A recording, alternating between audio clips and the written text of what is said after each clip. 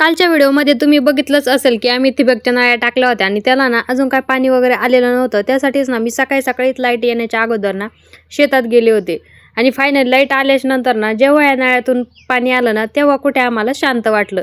तिथून पुढे आमची शेतातली कामं मात्र संपली। मग आम्हाला जायचं होतं थोडंसं ना खरेदी करण्यासाठी।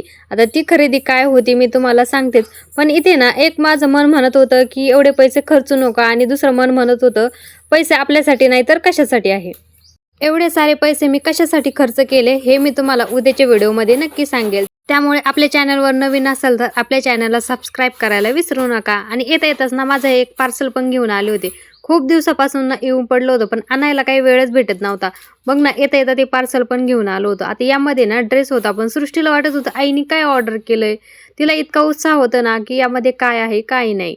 तर इथे मी ड्रेस ऑर्डर केला होता आणि क्वालिटी ना खरंच खूप छान होती। आता हे कसलं प्रमोशन वगैरे नाही बरं का, आवडल्यास लाईक नक्की करा।